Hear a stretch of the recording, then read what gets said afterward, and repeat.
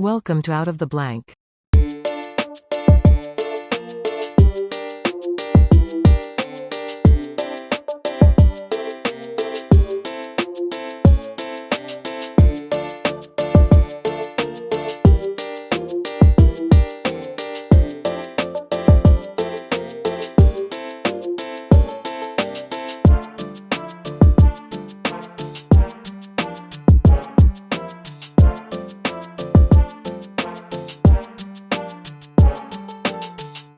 Welcome to another episode of Out of the Blank podcast. Nancy, it's a pleasure to have you on the show.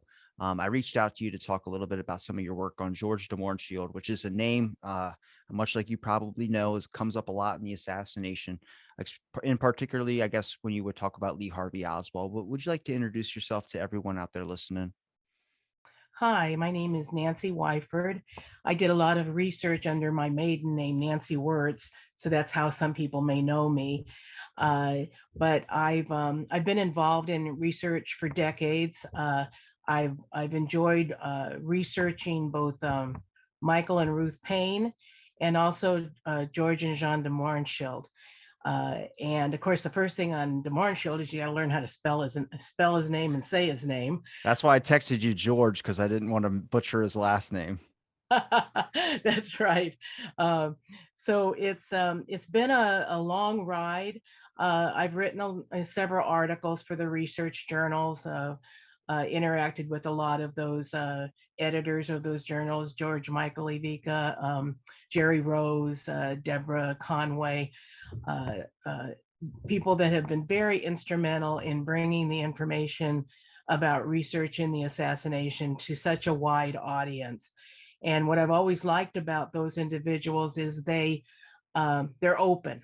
They're open to any ideas. So even when those people came along and said that Greer turned around and shot the president in the car, and that's how it happened, or Jackie arranged the whole thing, they listened to them, helped them move into a more mainstream understanding of assassination research, but didn't poo-poo those people and make fun of them. And that's kind of cool, because you can imagine how many crazies uh, conspiracies can involve over the years. So, getting into George, I had done several articles on him. I had several theories about him, had felt like I had walked in his shoes incredibly. And when I was able to complete the book in 2013, I felt such an accomplishment, because now it meant I had kind of come full circle on the whole situation with George, of being a young woman reading about him and being kind of fascinated about his life in his Warren Commission testimony, to come to understanding all the shadows within his life and some of the cognitive dissonance that seems to pop up all the time in his actions. So that's how I got interested in it. I still have my 26 volumes. They sit proudly on my shelf. Uh, I always liked, I think Mark Lane said that they shouldn't have been in the nonfiction section. They should have been in the fiction sections of the libraries. I'm just glad if they end up still in libraries today, because there was a finite number that were printed.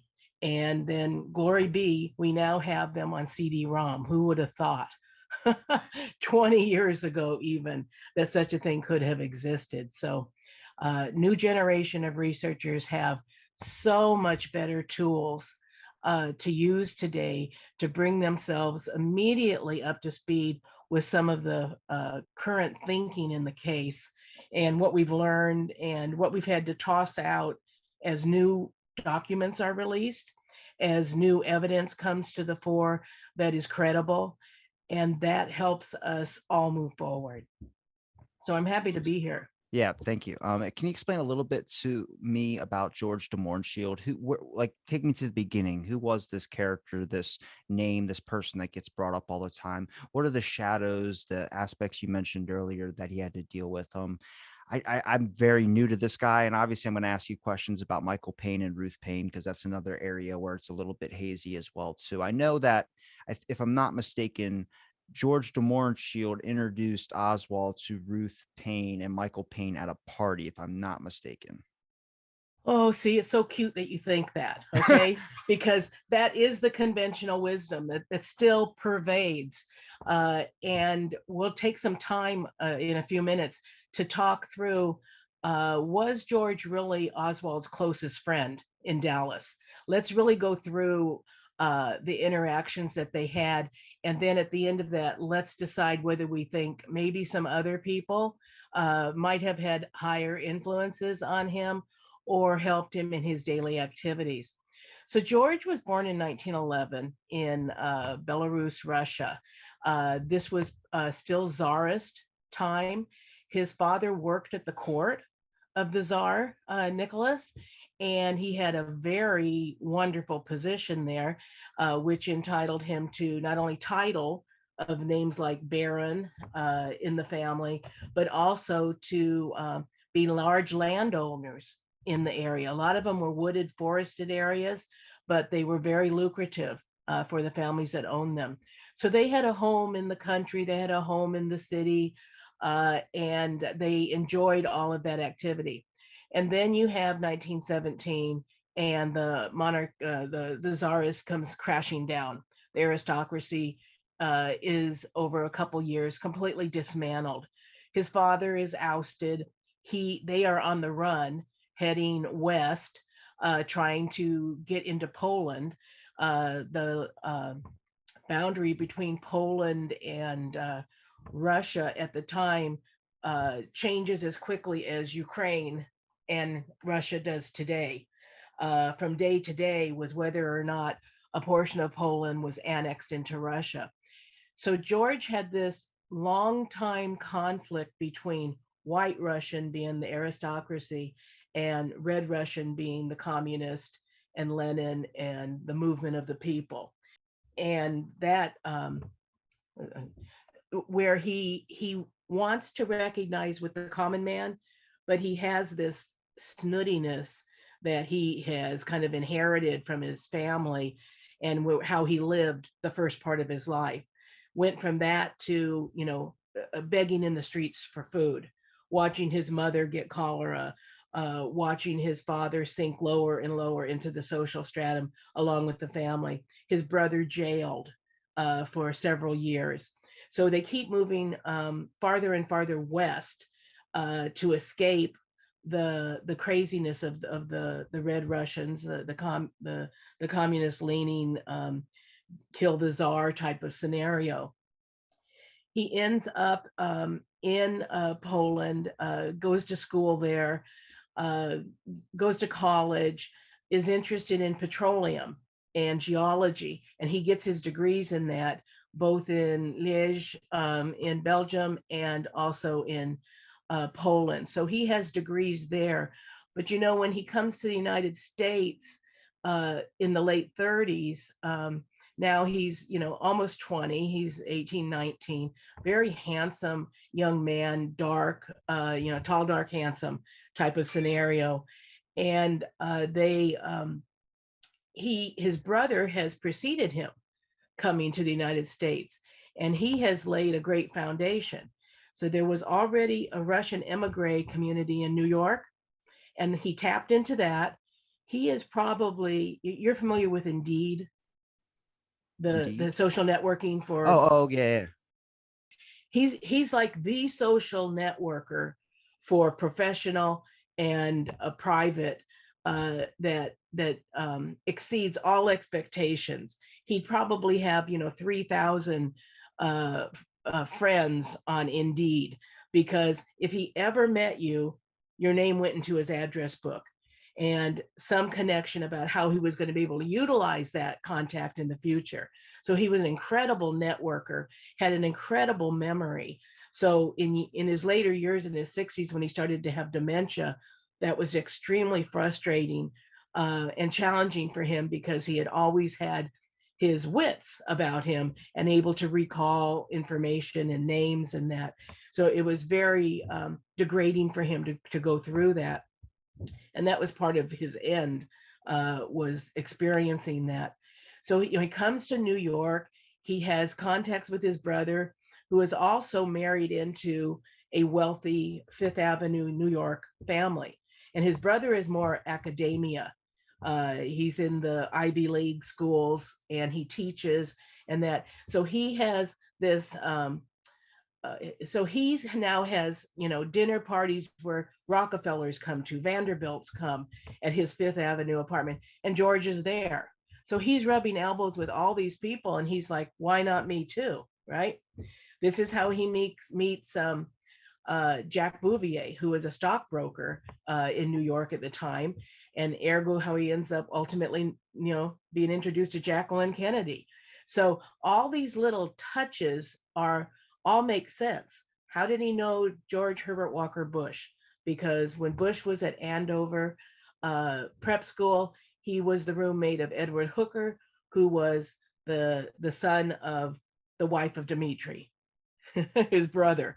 So there's always a connection. And when you understand money and the properties of money and the social and professional etiquette of money, you will see that it is not uncommon to pick up the phone, call someone and say, "I know your aunt so and so, and she said to be sure to call you when I get into town."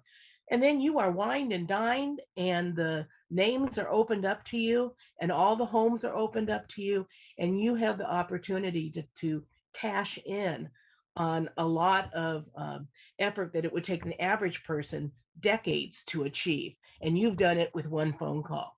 So George, knew how to parlay information and people into a good business opportunity for himself.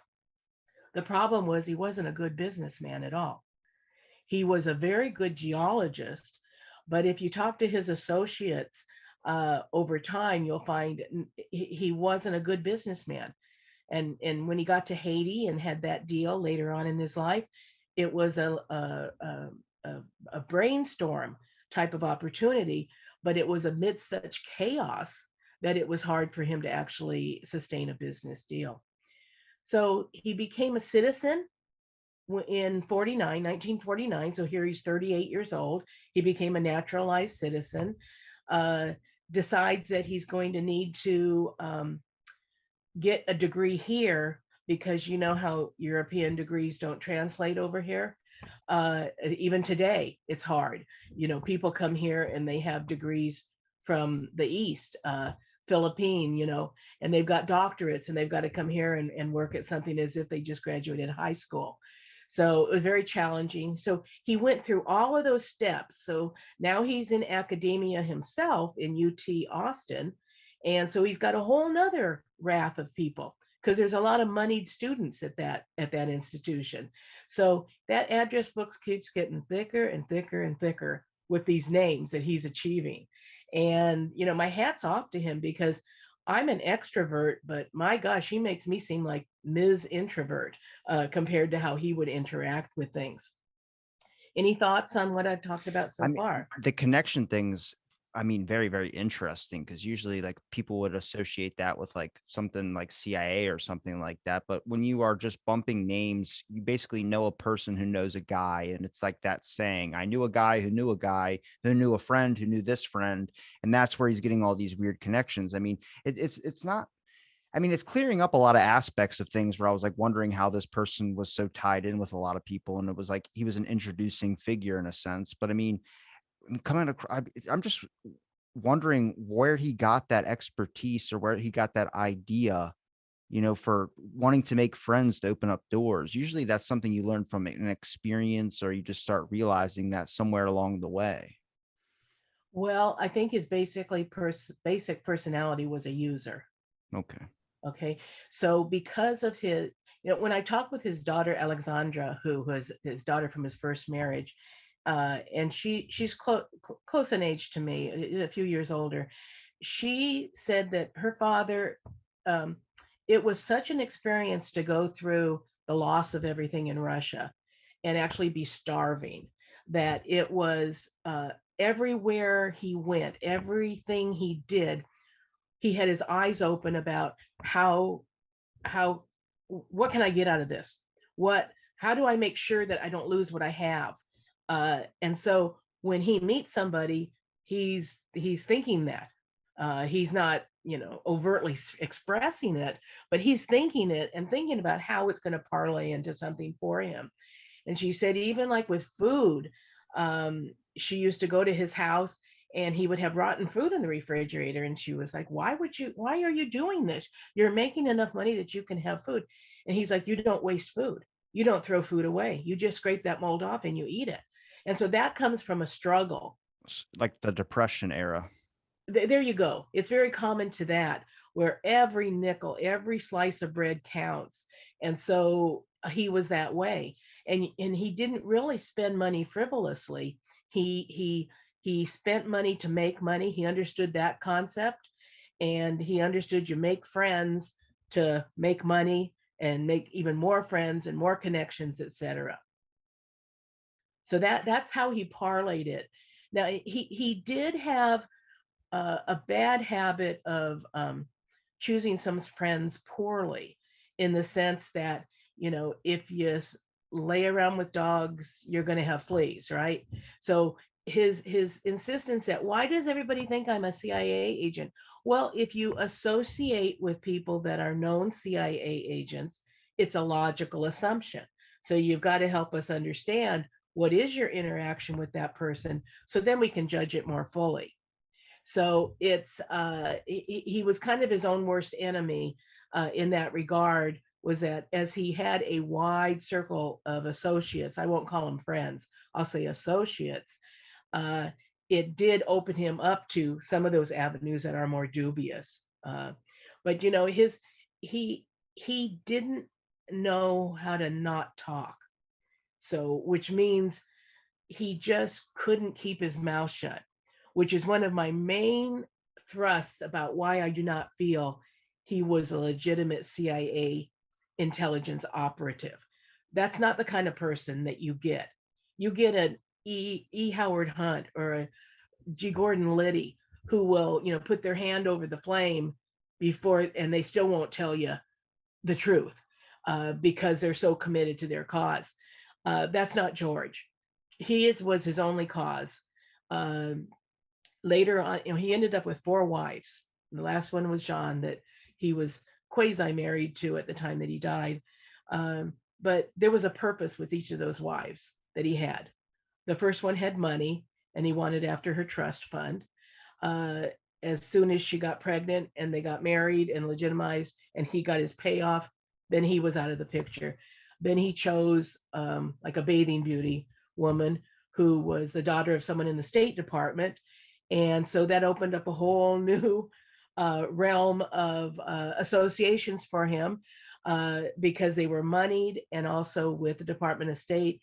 And so that opened up to AID, which is how he got a foreign assignment.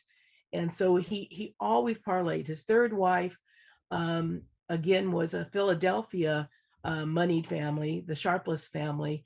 They had invented a oil separator during World War II, and they had made, millions and millions in today's dollars on that.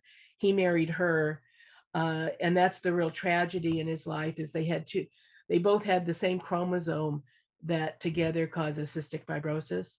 So they had two children. They both had it, a boy and a girl, and it was a real tragedy, because it really destroyed their marriage, because of the accusations toward each other about whose fault it was. Um, and so when it was the combination of them having the same chromosome. So he's done his education, he's done work. He did get, in the 40s, he got a job in Yugoslavia with AID to do some work with some scientists there. And at that time, when he came back from that, is when he was contacted by the CIA operative, J. Walton Moore, in Dallas, and he did a debrief of George. Now, in the 40s and the 50s and going on, it was not uncommon for the State Department or the CIA to debrief businessmen who came back from abroad, from anywhere that they went, because they were trying to gain intelligence on what were the activities of the area. and culturally, in any information, because otherwise all you got was propaganda that the country was kind of spewing out itself. So there wasn't anything real nefarious about the fact that he got debriefed, because I interviewed over a dozen different businessmen uh, in the Dallas area that went through the same thing. And a lot of it was, oil geologists or petroleum engineers who were scouring Africa and the Middle East, and that, for trying to pick up deals with people that they didn't think were as bright as they were, and we could apparently then fleece them out of their oil rights, which we did quite a bit of. So George had the foreign experience, etc., and then he ends up in Texas. Makes a lot of sense because Texas oil, black gold, that's the sign of the times. And so he's there in the late 50s. He's making a lot of contacts there. The Petroleum Club in Dallas is the elite operating apparatus of the city in terms of money, etc. So now he's by about 1960, his son dies of cystic fibrosis, and he's just a little kid. He's under 10 years old, and it completely destroys George. Okay, he wasn't prepared for it or anything like that, but his son dies, even though he had hardly seen his son or his daughter since the divorce from Dealey, his third wife. Um, he is distraught, and this brings on the idea of the walking tour. So I don't. Do you know anything about that? Okay, so the walking tour is a place where a lot of people say he was doing undercover work. So from October of 1960 to a year later, he and Jean put everything in storage, and they took off on literally a walking tour. A friend flies them so many miles into Mexico, south of Texas, and they get a mule, and they have their dogs with them, and they hike. They hike the old mining trails all through Mexico. They end up through 7 countries altogether, all the way down to the Panama Canal. Now, during that time period, in April of 61, is when the Bay of Pigs happens. And so there were training troops in Guatemala, on the eastern coast of Guatemala. So the conventional wisdom is George was down there spying on that and orchestrating that. I'm sorry, but even though George carried around in his wallet a picture of him in the Polish cavalry on top of horse in full armor regalia, if he ever saw a day of real battlefield fighting, I've never been able to find it. So his ability in something like that is non-existent. They were in Guatemala City 2 days before the landing on April 15th, in the Bay of Pigs, Cuba. But again, he is not the man that you send to give instructions when he spent the last 4 or 5 months trekking through Mexico in the outback. How in the hell would you know that he's going to get there on time? He's following these old mining trails, etc. So I don't put much credence in the fact of that stated that he was doing some clandestine there. While he was on this trip, he went through, El Salvador, Nicaragua, Guatemala. He kept a journal. He kept a journal of everything that he saw, both culturally and geologically. He was following these old maps from the mining trails. And he made connections along the way ahead of time. I'm going to be in Guatemala probably in April or May. Do you think maybe we can get together? Sure enough, a person does do that. And I can't think of the guy's name now, but he's the big mushroom guy, the guy that did all the research on psychedelic mushrooms before Leary. And he meets up with him. So there's just so many Hoffman? scattering of names. Hoffman? Albert Hoffman? That doesn't sound He familiar. synthesized LSD. He's the only other person I could think of besides Timothy Yeah, Leary around but that he, time. he he didn't do LSD, but he did the mushrooms. He was the one that got them onto the idea that mushrooms had these psychedelic properties, and he was doing research in Mexico.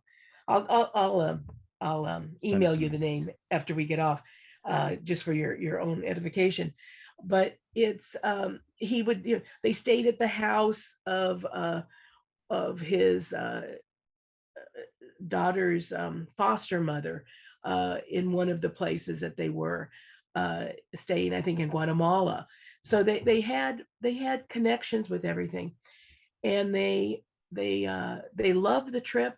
They took a lot of photographs, a lot of moving. They had a moving picture film, and they when they came back to Dallas, they were the toast of the town for having done this. There was a big article in the Dallas Morning News about this big trip that they took with the mule and the dog, and uh, all the places that they saw. And Jean was a fashion designer. So she was picking up textiles and colors and dyes and all of that to bring back so that she would be able to incorporate that into her designs. And she was a very successful fashion designer, and Neiman Marcus hired her, Sanger Harris, the important stores in Dallas. Um, so they come back and they're toast of the town. They're doing just fine.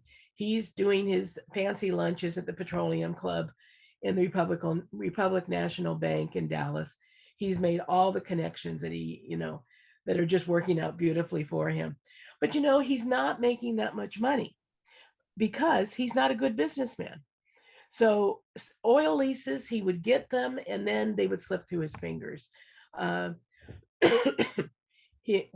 one story I can think of, when he was out in Texas, there was one rancher that he was trying to get the oil leases for, and the rancher had horses, and so he's like, hmm.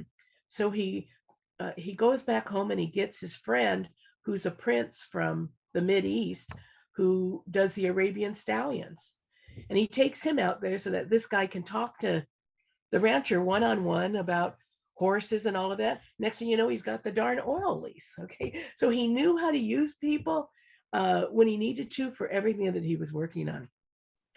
So he's kind of interesting. And then the Oswalds come to town.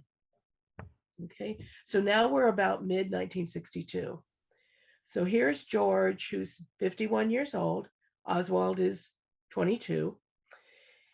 But there's a Russian emigre community in Dallas, and a lot of it came out of World War II, where we went and we got all the scientists that we could. Operation Paperclip. Yep. So we've got geologists, we've got scientists down at NASA, we've got all kinds of things going on. Texas is a hubbub, and in Houston and Dallas they have this incredible emigre community. Uh, there's a clash there between white Russians who want to restore the monarchy and the more modern group of Russians who want to embrace America, and this is my new homeland and I will do anything for it. I will never do anything against it. And so George is kind of considered a character in this group. Um, people don't the emigres don't take him seriously. That he's part of the social circle and he's colorful. And that's the best to be said with him as far as they're concerned. So the Oswalds come to town, and so the myth is that George was Oswald's handler in Dallas from the time that he arrived there, and that Oswald considered George's closest friend.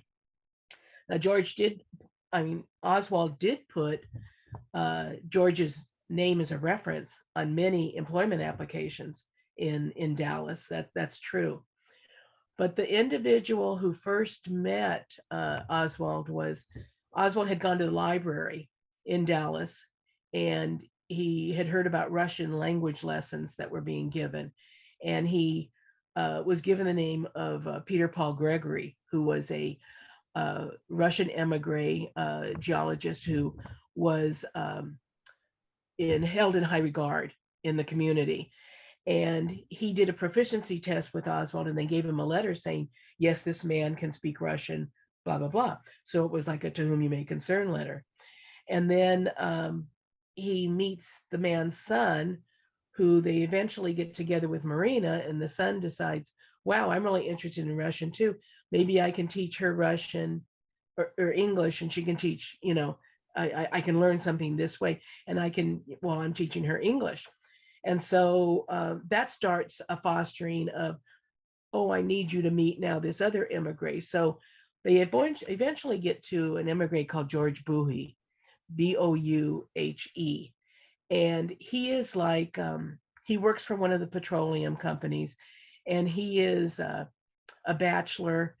He is well respected, but they kind of consider him a fuss budget, and they people kind of put up with him in that. But he takes the Oswalds under his wing, and he's going to help them. So he introduces them to a dozen of the emigres, and now they have a place to go and have dinner, talk about the old country. But very soon he gets tired of this. Like, I'm sick and tired of talking about what my experiences in Russia were, what I saw, etc. These people are all living in the past. They want to stay in the past. And then he meets George de Mohrenschildt. And George de Mohrenschildt is the Renaissance man. He he loves the old, but he also embraces the new. And so this is the first person that Oswald has met now since he's come home, who is articulate, educated, and will talk political views up the wahoo. And so he's like, I've hit pay dirt with this. This guy is absolutely fantastic. And look at everything that he's done in his life. And of course, George is not shy about telling his stories about his life. So they hit up a good friendship. But uh, the reality is Lee needs a job. And so the person that actually gets Lee his jobs is George Bouhe, not George de Mohrenschildt. George doesn't have connections to get people jobs. George has connections to try to finance deals and yeah, and make money, but not in that regard. The only friend that he has that he can offer that to is his friend Sam Balin, who is uh, a geologist in Dallas that is a very good friend of George and Sean's, Sam and Ethel Balin. And so he sends Lee to Sam, and Sam's meets with him for a couple hours, and then he reports back to George, and it's like, this guy's nowhere. He'll never work for the man. He'll never work for anybody. He's too opinionated. He thinks too much of himself. He's not about to go in and work 8 to 5 for somebody. So I don't have anything for him. I can't even offer him to my lowest jobs. And George is kind of shocked at this. Wow, I had no idea. Uh, but when Lee goes to the Texas Employment Commission, which is the unemployment office for the state, and they do some battery of tests on him, and they find, well, he's actually good for clerical work or something. He doesn't have to be blue collar machine work or whatever. But he's when he does get a job at Jager's Charles Stovall, uh, they part of what they do is printing out maps for the intelligence services of the United States. And so that sounds very suspect all of a sudden. And this is where he learns his skills with photography and how to make his fake IDs, superimpose the pictures in it, take off wording on the text and replace it, etc. And it's not a very good job that he does on those things, but he even makes up some business cards for George de Mohrenschildt and this. So he has that job, but he doesn't like the pay that he's getting there. So he's not real happy. And then he starts talking his Russian philosophy to other people at work, and he ends up getting fired. Okay. Because this is Dallas. This is Dallas 1960. They have no tolerance for communism or any spate of socialism at all. So he loses that job, much as he either lost or quit other jobs that he had since he came back. So my point here in telling you those details on Lee is that when he did get the job at Jager's Charles Stovall through the Employment Commission, uh, for the first week at 6 o'clock every day, he called George Boohy and said, here's how my day went. I really like it. I think I did a good job, etc. I'm going back tomorrow. And he did that for a whole week. He didn't call George de Mohrenschildt and report in. He called George Boohy because it was George Boohy who got him the job. So this thing about that uh, um, George de Mohrenschildt orchestrating all of Lee's activities in Dallas, when Lee decided to move to New Orleans, George was gone. George was already in New York getting ready for his Haitian deal. And so he wasn't there for that. The event that you mentioned about meeting the Paine, uh, that wasn't George and John's party. It was Everett Glover's party, to whom he had invited George and the Oswalds because he had just met the Oswalds the week before at the de Mohrenschildt's home. So he also invited Ruth and Michael Paine because they were part of a madrigal singing group, that a choral group that they all participated in. So Michael was sick. Ruth came and she hit it off with Marina because Marina wasn't talking to anyone and Ruth could speak Russian. And so that started that association with Ruth Paine. But it wasn't George's party. He didn't make the guest list. He didn't invite Ruth Paine. He didn't introduce them, in some surreptitious manner. Ruth met the Oswalds at the party through Everett Glover. So you can start to see how this starts to peel away these conventional wisdoms that are out there about George and what he was or he wasn't. Well, how do we get to the backyard photograph where George de Mohrenschildt had a photo of Oswald in the backyard holding up a rifle and then it says Hunter of Fascists on the back? So I believe that Oswald did own a rifle. Whether it was the rifle that was found in the sixth floor or not, I doubt. But I do believe that he owned a rifle, ordered it in the spring of '63, and I believe that I think the Walker shooting was April 11th of '63, and so they George had seen the rifle at the house. When I interviewed Jean de Mohrenschildt, she was explicit about that. Lee had told Oswald, Lee had told George about the rifle, getting the rifle, and a friend of George who lived south of Dallas that I interviewed said George was so upset um, when he found out that Lee had wasted money on a rifle when they were starving. He couldn't put food on the table for his family, and he's off buying a rifle. So he said that, guy's an idiot. There's nothing I can do with him, etc. Then the Walker shooting happens, and George goes to see him a couple days after. And at that time, Lee tells him, I took the shot. And George is like dumbfounded, like, what, you can't, this can't be, you can't do this kind of stuff. Violence isn't the way to change the world and society. So within the next couple of days, George and Jean go to visit the Oswalds. They take a little toy for Easter for the child. And at that time, the Jean is getting something out of the closet for them, and she sees the rifle there. And this is her first time actually seeing it. Now George has seen it, and George has already been given the picture, Hunter of Fascists, ha ha ha, inscribed on the back. But this is the first time John is actually seeing it, and so in the conversation comes up that comment of, "Oh, how was it that you missed when you shot at Walker?"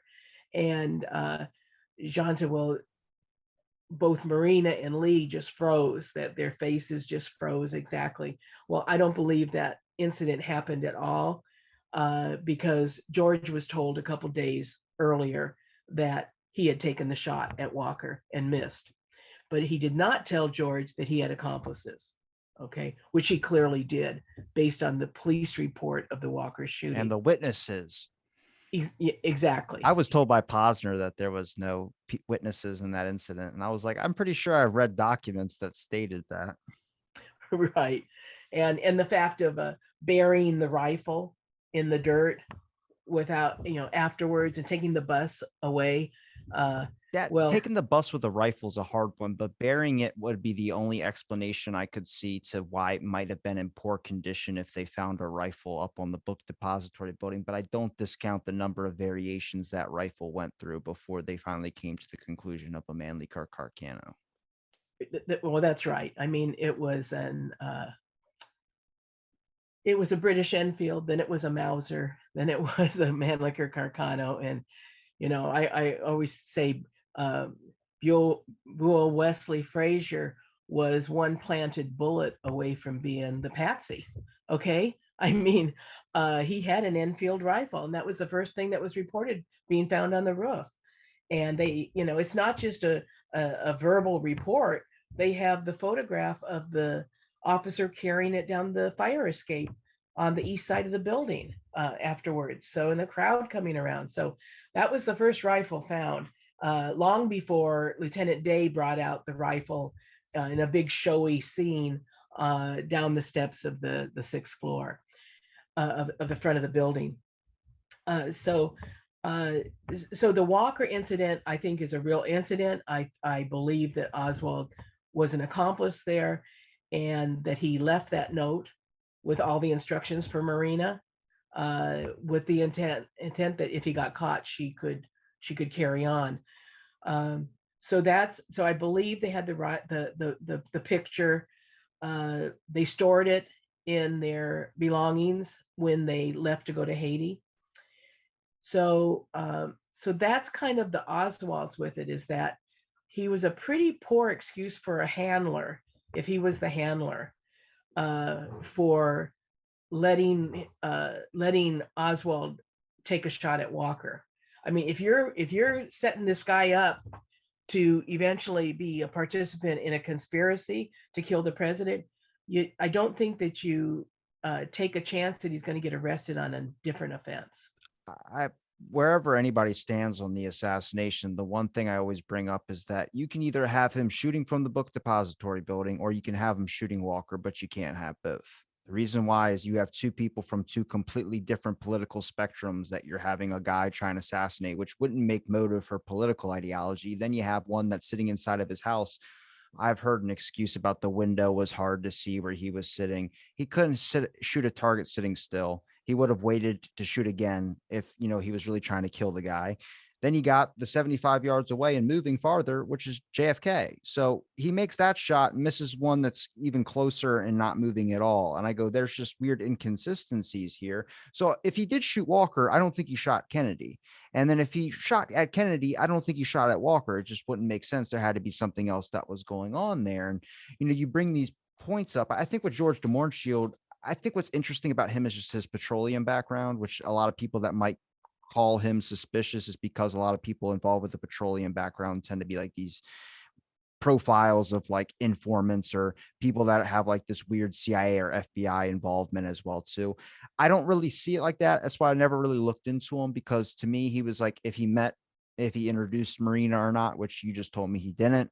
I mean, I guess that's weird, but if he has all these connections, I go, that's got to be useful for an FBI informant or some type of connection, maybe accidentally giving information to someone that just might interrogate him or talk to him. Because I mean, this is to me was surprising looking back then and seeing how many people were a CIA informant or knew an FBI informant or just had a contact with the FBI in general. I was like, I have never heard of that today, but back then it apparently seemed to be pretty commonplace. And that's where I kind of had this weird, like, okay, so is that 100% truthful, or was the FBI more known to the general public and it wasn't that hard to contact them about certain, and I mean, you got to think the mob's going on back then as well too. So the FBI had to get information from people off the streets and intelligence operations. So I would look at George de Mohrenschildt like a great useful thing of information, all the connections he has, and then he would see that as more connections into the FBI and then into Dallas police or whatever. I think a couple good points that you're making there. One is the petroleum geology field in the 50s and going into the 60s, what better place to be than to be able to legitimately go into any number of countries and be able to commingle with people? George did some time in the Middle East and in Iran. I mean, and Aramco, the Saudi deal, George was part of that. Okay, now albeit a minor character, but he rubbed elbows with Aristotle Onassis during the deal for the oil tankers, etc. So he was in a lot of places, couldn't keep his mouth shut. So when he came home, he would totally debrief quite well. But if you read his actual debriefing reports from Yugoslavia, for example, to J. Walton Moore, they're very parochial. They and he even did one whole report on these are the jokes that I heard while I was there, and it was okay, really. Let's see how important that is. And several more off color, which was typical George. So he would think that would be fun and important information, but I'm not thinking that from an intelligence service that's really what they're paying their bucks for to get.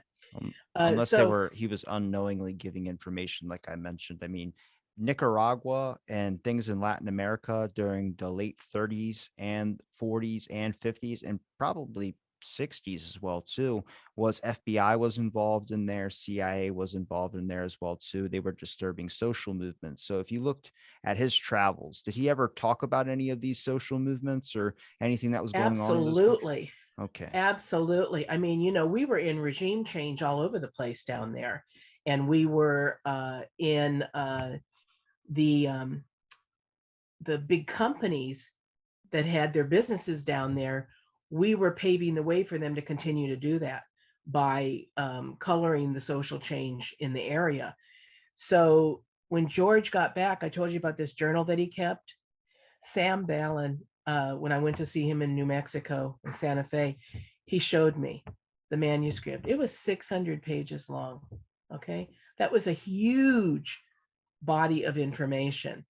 And there was at one point when George came back, he accused J. Walton Moore, did you disturb my manuscript while I was gone over the weekend down in Houston? Because I thought I saw little marks on the page, like where a camera would make the picture. And he said, and Moore said, oh no, we have no interest in that. But George wrote completely about everything that he saw. And his contention was that we were destroying the individuality of these countries by our support of big business and the large crops manufacturing there, as opposed to the small farmers and the small mining, the huge intrusion into the country in South America, in Central America, for all of these huge companies.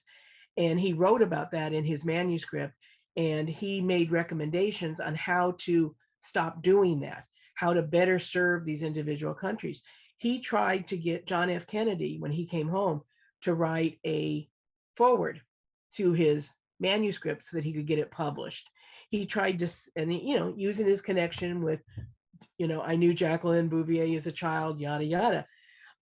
He tried to get it to the Department of State, saying this is valuable information to you, for you to understand better the countries that you're dealing with there. And they're like, oh no, no, no, we don't care about that. We don't, blah blah blah. Now, a funny kind of informant, right? He's trying to sell it to anyone that will buy it. Sam Ballin even funded him to do a rewrite of it because he said George was such a masterful storyteller. I thought, what a story he could tell about this walking tour. On paper, it would be a blockbuster. It would beat Hemingway to death. He said, but when I got it, it was just dry geology, blah, blah, cultural, blah, blah. It was just like no interest to an average reader. So he said, I felt really sorry for him because there was nothing we could do with the manuscript after all of his hard work, and he wanted to get that information out there. So if he was an informant and he was sent down there to find all this stuff, how come when he came back and tried to give it back to them, nobody wanted it? Nobody in our government wanted it. So it kind of, that's a conundrum there, right? It doesn't make sense. But he definitely observed all of the fabric of change that was happening in those areas, and he understood the political ramifications of it, and wrote about it in this manuscript. It was rather intriguing. Was he ever brought in front of the Warren Commission or anybody after Kennedy's death for his connections with Oswald and Ruth Paine? Yes, as a matter of fact, George and Ruth Paine gave the longest testimony of anybody before the Warren Commission. And this is what first got me hooked on George, because here I'm a young woman and I'm reading about this guy, and he has done everything. Okay, just everything. And it's like, how can someone pack that much into their life in 50 years? So yeah, he did. And he threw them a lot of bones that they didn't pick up on, or they purposely chose to ignore and not go into that. It's like that classic Mort Saul uh, saying he used to use in his stand-up routine.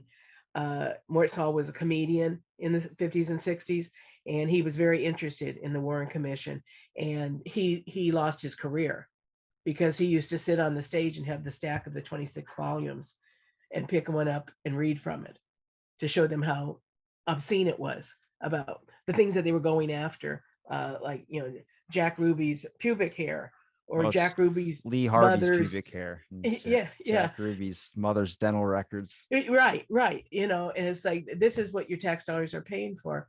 And he used to say, yeah, here's an example. And he made this up, but they're talking to the guy that worked at Jack Ruby's, Larry Crawford. And they say, now you left town Saturday, right after the assassination, was there a reason? Oh, no, I just felt like it was time to move on. Okay, now, did you ever serve in the army? Yeah, I was a sharpshooter in the army. Oh, and by the way, then, what's your favorite dinner? So a classic example of, this is how they did the questioning. Ask a question, and they did this well in the movie JFK, where Costner says, ask the question, as Jim Garrison, as he's reading the testimony, because as a prosecutor, he sees how they deviated from a course of questioning when the going got tough, and then went to something completely, or they interrupted a witness. Uh, Yeah. so yes, he did talk, and he committed suicide right before the House Select Committee was getting ready to schedule him to come in for an interview. You don't think that's suspicious? No, I think the tail end of his life, well, after the Warren Commission, I have to tell you a little story here so you'll understand why I say that. The Not everything that happens is suspicious because it's a coincidence. A sum of coincidences together, to me, then start to tell a different kind of a story of, that's just one coincidence too many.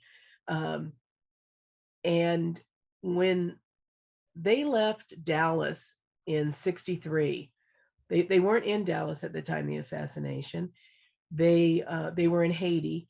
He had signed a contract for $280,000 for 10 years, and that's quite a bit of money in today's dollars for that time.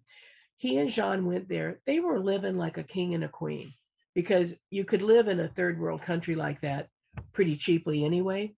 So they had maids and servants, and they lived up on the hill in the same country club setting that many of the uh, Haitian government people did, that were on the make, and could afford all of that. And they did just perfectly fine until the assassination. And then George starts spouting his mouth off of like, hey, we knew that guy.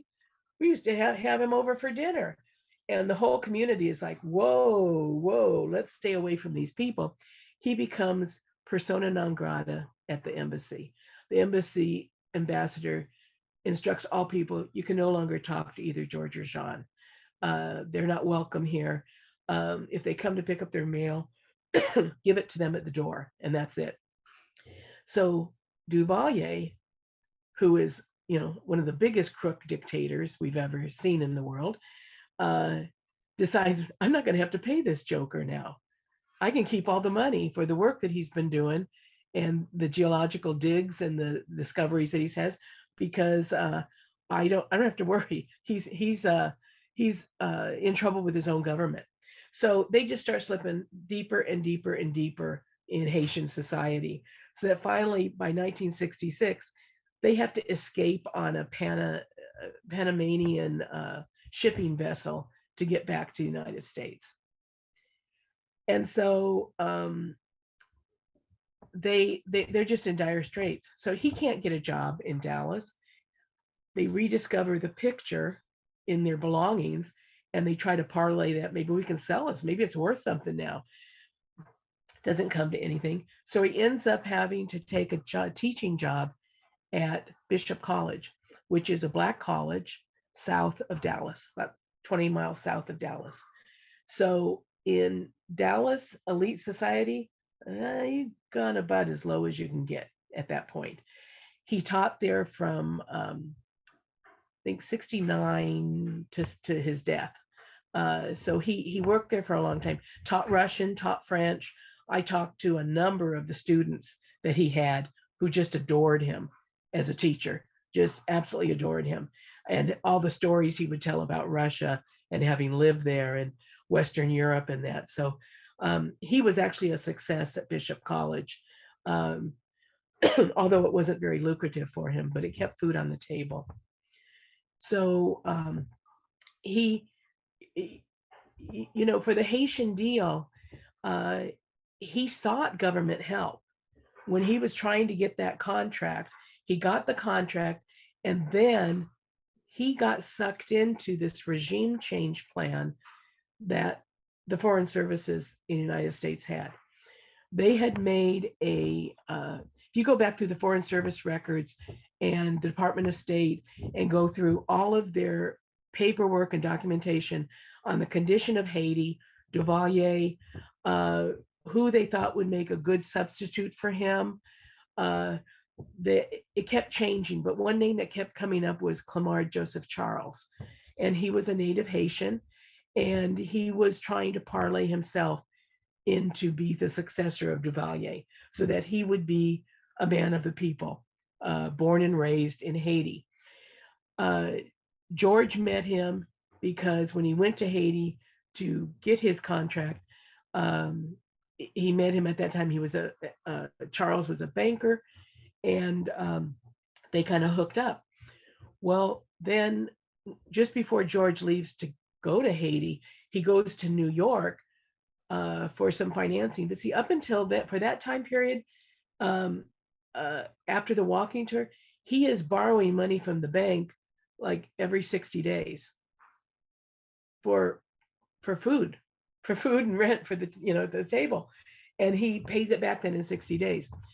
He sues his ex-wife for his dead son's trust fund that they had set up, that the grandparents of his rich wife had set up. He sues her in court, so he ends up getting half of that. So he gets about $14,000. That's about $130,000 today. That'll last a long time. So I mean, he has this money when they go to Haiti. So they go to New York and they're meeting people, and it's a complete shell game with the U.S. government agencies. George thinks he's meeting bankers and people from the Foreign Service, Department of State, that want to help him succeed in Haiti with his deal. He kind of understands that Duvalier is a bad guy and that it would be good to have someone different in there from US interests. And that's who Charles would be. So he decides to pitch his tent with Charles to ensure that his deal doesn't go south. But he is not capable of orchestrating a coup or orchestrating the dialogue with the United States government on what needs to be done to do a regime change. All of that activity and discussion is in the Department of State files that are public record that show how, from Dean Rusk all the way down, they are making the case that Duvalier has to go. and that there was the Tantam Makuts was his private army. All those type of things are just too devastating to our strategy and stability in South America. Okay, so the Organization of American States, Haiti, Duvalier always hangs that over our head about how he'll vote on something that we want with that. And so they're sick and tired of it now at this point. So they're trying to vet this Clamart Joseph Charles and see how good is he. So in the course of a week to 10 days, George goes through a series of meetings with people that he thinks are Department of State people, et cetera. Well, they're CIA people. There's like 6 or 7 CIA people who are all tripping over each other from different divisions within the CIA that are meeting with them to find out what they know, what Charles has back in Haiti, what can happen, what are his plans for social change. If you were in charge, Charles, how would it be? How would that happen in Haiti? And then he tells him his plans for the airport reform, for the roads, the infrastructure, the dams, etc. There's already a lot of financial investment from private enterprise from the United States in Haiti at this time.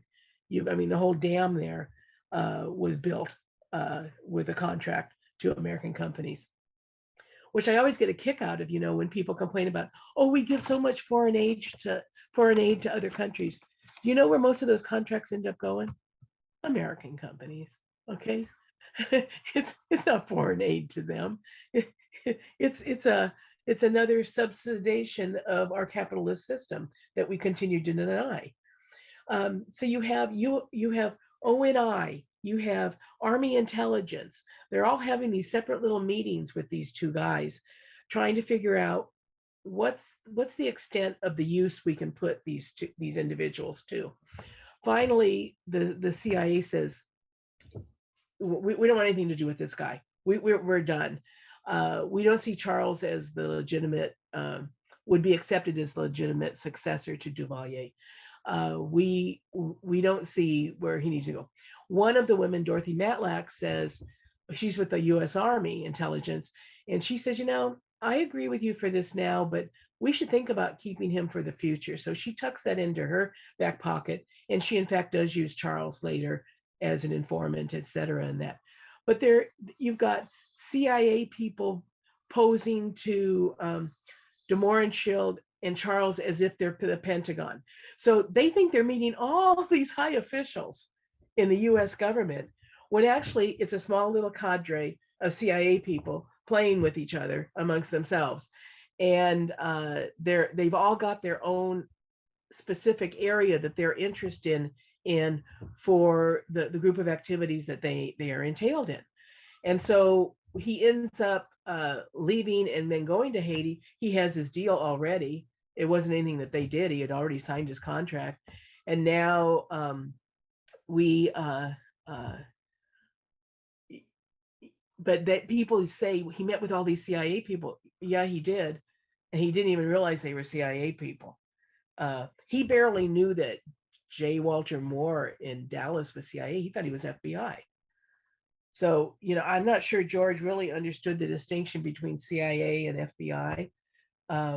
They were all secret police to him because that's the world that he came from in Europe and from Russia. So I think it's very easy to paint him with a certain His broad suicide. stroke. We got to talk about his Oh, suicide. okay. So then we get he's at Bishop College. He's been in touch with this Willem Oltmans, who's a Dutch journalist who has interesting background. He's done a lot of journalistic travesties and interesting interviews over the years prior to this.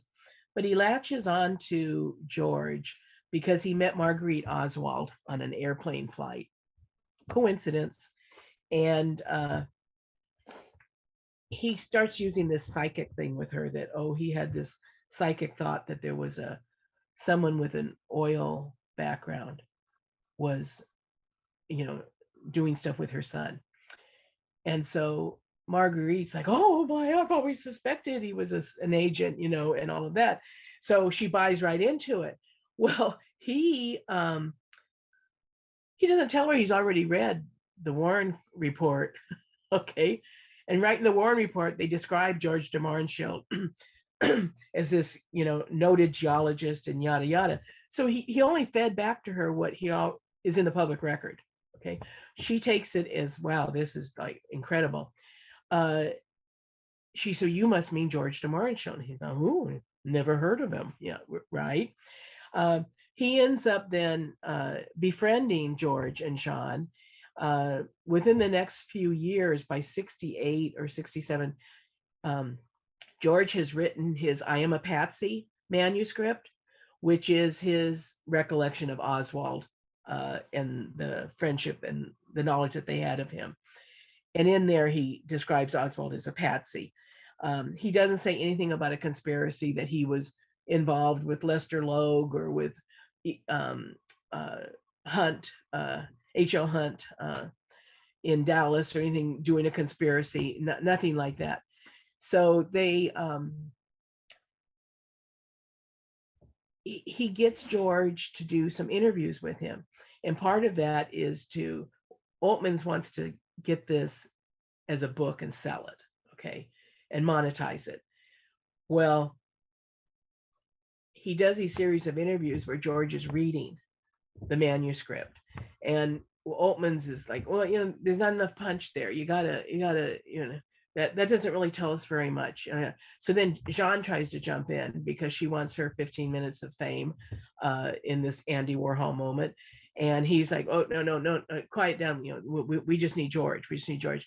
And then later on, yeah, John, we need some filler here. Go ahead and say something. So they have these tapes, and George is very lackadaisical. He doesn't have a lot of emotion in the tapes, and he doesn't really reveal anything. I mean, it's nice to have a little bit more a fuller knowledge of day-to-day activities and that, and meeting some people, et cetera, and that, but it's not the Rosetta Stone of the case by any means in terms of, oh, it finally unlocked the doors and made us make all the right connections. But Altman's has great hope for this. So he keeps in touch with George over the years. And as George starts, I would say around 75 or so, 1975, George is starting to get the dementia. He's starting to really mentally lose it. He enjoys still teaching. He and John are fighting like cats and dogs. She leaves him, she comes back. She leaves him, she comes back. Um, they end up living on campus in student housing. That's how low it gets. Um, Altman's comes back into the scene and says, "Look, I have an uh, um, movie producer in Belgium who is dying to hear your story and wants to make a film on it and publish a book, et cetera, like that. But you've really got to have something with punch." Okay. So, what is this that you've been hinting at about a conspiracy? So, George, with that idea of dollar signs and it's going to help me climb out of this abyss into which I have fallen, starts to load him up with all kinds of stories about, oh, I went to visit Oswald in the jail that weekend. And he leaned over and told me, I am a pawn, you know, funny. I just don't think George was in Dallas that weekend. He was at the embassy in Haiti giving testimony uh, to the FBI people that had come down to see him. So that's not jiving. Um, all these bizarre things. Altman's takes a seriously ill, mentally ill person, gets him on a plane, takes him over to Belgium, holds him captive, meets with this producer. They go through all these stories and all of this.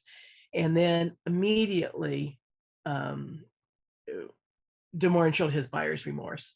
Like, what I can't sustain this. This is, he's the perfect cautionary tale of open your mouth, say things, and then you're going to wonder why you got yourself into trouble because you opened your mouth and you said things. It's very apparent. So they're on this wild little trek in Western Europe. Finally, George leaves the hotel, takes his briefcase, and just leaves. It says, "I'll be back in a little bit." Leaves and doesn't come back. He goes to a friend of his, Tomasz Jantopolzensky, who is in Poland, an old friend of his, and he says, "You've got to help me get away from this guy. This guy is like making me say things that aren't true, and everything's awful." So his friend helps him, gets him back to the United States, where he goes to Southern Florida, where his daughter Alexandra is visiting her foster mother. Okay. When George had married his first wife, Dorothy Pearson, um, they divorced as soon as the baby was born. So she was only 18 years old, the girl. She didn't want anything to do with the baby. So her cousin took the child and raised her as her own. So the only mother that Alexandra knew was this woman named Nancy Tilton. So she's down at her mother's home in Southern Florida, and she's there with a girlfriend, and she's there for a couple months on an extended visit. George shows up on the bus, and she can tell right away he is in bad shape. And he tells her that he escaped from a man who had kept him prisoner in Western Europe. Uh, so she's like, "You stay here, we'll keep you safe. I'm going to watch out for you now." In the meantime, Sam Ballin is worried about George and his lack of finances. He convinces Edward J. Epstein, the author and journalist, to pay George for an interview. So he agrees to pay $4,000, which is an incredible amount of money in 77, for a 2-day interview. So George goes and he starts the interview, and uh, and he's very nervous, very nervous in that. And so he is committed that he is not going to start down the same path that he did with Willem Oltmans and start fabricating a lot of stories. But he does start to hint at intelligence. Uh, and this probably comes from the debriefings that he's had over time. So they break for lunch. He goes back to his home, and he finds out that while he was at the hotel that morning with Epstein, that an investigator for the House Select Committee named Gayton Fonzie had shown up at the house. So Alexandra had told him he won't be home till evening. You can probably catch him then. And so Fonzie was planning on coming back later that evening. So after a light lunch, George asks Alexandra if she'll go to the store for him to get him a few items. And so she and her girlfriend take off. And after she leaves, he goes upstairs, gets the rifle out of Nancy Tilton's bedroom, gets the shells, fills it, and he shoots himself in the bedroom. Now, there's all this talk about, oh, you can hear the door open and close with the security system that they had. Well, there was a maid and a housekeeper in the house. And I've pretty much dug into that pretty deeply about when they were going in and out of the house.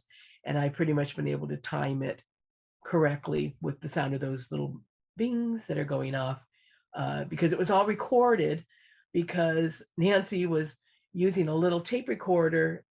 This is pre VCR or DVR, just a little audio tape recorder to record her soap opera while she was out playing bridge. And so that's why you hear the gunshot. You hear Alexandra come upstairs, find her father, and scream. I mean, just it's a horrendous tape to listen to and hear all of that. But I do not hear anything that shows me that there's a struggle of any type going on.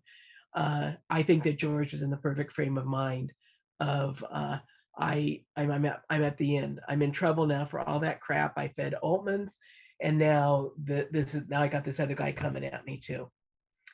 So that's my take on the suicide. How did the shooting? How did it we rifle to the head? Uh-huh. In the Okay. mouth, Okay. All right. rifle. Mm-hmm. Because So down in front of you, and then coming up. I'm just asking because Roger Craig's rifle suicide does not make any sense to any logical thing possible. The bullet came down through here and it came out his back and didn't puncture any organs and he bled out on the floor. Now you have to hold a rifle up like to you like that, which wouldn't make, which I think is obviously it's suspicious, but you can say speculation. I just don't see it's like the magic bullet theory. I don't really buy that one.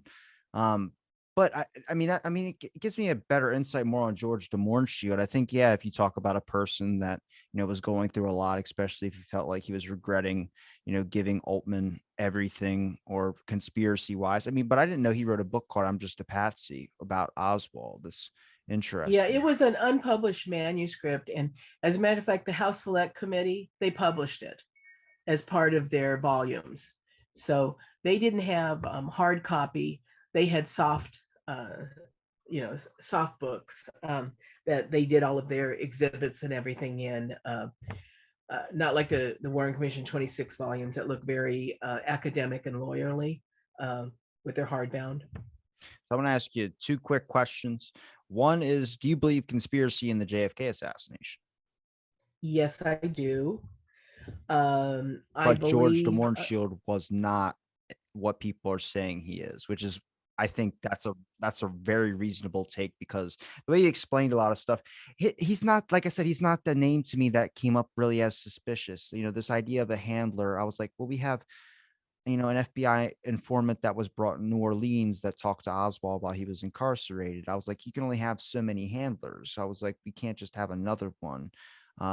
I believe that through your investigation on George de Mohrenschildt, I think you're also probably in the frame of mind that there is conspiracy, but George de Mohrenschildt was not a part of that conspiracy aspect. And that's kind of setting the record straight because a lot of people do go off these statements that George de Mohrenschildt was involved in the assassination attempt. that's correct, and that's part of the reason I wrote the book was that I was so tired of hearing him completely maligned on what I call alternate facts. We unfortunately we know what that means today, but that the alternate people that talk about certain even some of the things that you said about George when we first started talking about it, and throughout this, I think you've come to understand in a different perspective now based on additional data that you've taken in. And so that's what we need to do. We need to evolve our thinking and understand, as far as the rifle goes and the Walker shooting and the picture, the photograph, I don't believe the picture was altered by the Dallas police. I think it was altered by Oswald. If there's any funnyism, that's when he was working at Jager's Child Stovall and he fancied himself the little photographic genius. And the thing is he there was an 8x10 that he made that he had framed. And when Paine came to the Oswald's house uh, to pick them up to bring them back to Irving to come to dinner the first time, Marina was still getting the baby ready in the other room. And so he sat down with Oswald, and the first thing Oswald showed him was, look at this photo here that he had on the table, standing up there in the frame. And it was the backyard photo. I don't know which pose it was because Michael couldn't remember that detail. But I think that he was shown that photo that day. So he knew Oswald had a rifle. So the travesty there is that he did not admit that when he was questioned by the police or the Warren Commission. And he flat out said, I did not know he had a rifle. And there are pages and pages of stupid testimony in his Warren Commission file that he's talking about stepping on and over and wondering what's in that blanket down beneath my saw. Well, it's camping equipment, but it's heavier than any camping equipment I've ever felt. And I didn't feel like I should really touch it or move it to figure out what it was because I believe in people's individual rights and yada, yada, yada, all of this, right? So, when it was 30 years before he admitted that he saw that photo of Oswald. That was in 1993 on one of the documentaries that were done that year. And when I talked to Ruth Paine a couple years after that, she said that was the first she ever heard of it. And when she told me that, I actually kind of believed her because it seemed very sincere. And she was hurt because she had also told me before this that she was totally against guns of any kind and that she wouldn't even allow her son Christopher to have toy weapons or anything. And this was GI Joe time and all of this, army and she said I barely allowed cowboys and Indians. And she says, and then one day I came in and watched him playing, and he had a cow in one hand, a little, rubber cow, and he was aiming at the chicken like he was shooting at it. And I realized it doesn't matter whether he has a gun to play with or not, he's going to do the motions of that. And she said, so I haven't done as good a job as I need to about teaching him about nonviolence rather than focusing so much on guns, guns, guns. And so, but she was very, very hurt that her husband had misled her on that. And if you look at the evidence lists, of which there are many, that the DPD has and the FBI has of items that were taken from the Paine residence, there's a listing of an 8 by 10 photo. So when Oswald in the questioning says, you made that smaller photo from the larger one, that's exactly what he was talking about. He knew he had the 8 by 10 photo, and they were showing him in the interrogation room the small little photo. Okay, so they had downsized that, or they had taken it from the negative that they had, also picked up at the same time. But where is that 8 by 10? It's not in any of the DPD files. I mean, it's on the list, but the actual picture as the 8 by 10 is not there. And it's not in the Warren Commission either. Well, Nancy, I appreciate the time you gave me to talk on my show. I really appreciate it, just learning more about this character. Like I said, his name comes up a couple of times in the assassination. I'm glad I can clarify and understand a little bit more about who he was. And it wasn't an area I ever focused in. I'm glad someone did extensive research on it. But is there a place where people can find your books and any other links you'd like to promote? I'd say Amazon.com. There's a print copy that's available there. The Faux Baron by Nancy Wirtz Weiford, and Aristocrat's Journey from the Russian Revolution to the Assassination of John F. Kennedy. And that is, I don't have a website. I do post to different, you know, blogs and stuff every once in a while. I'm like I said, I focus a lot on the Paines. I haven't written a book on that, but I hope to do so before my demise, whenever that might be.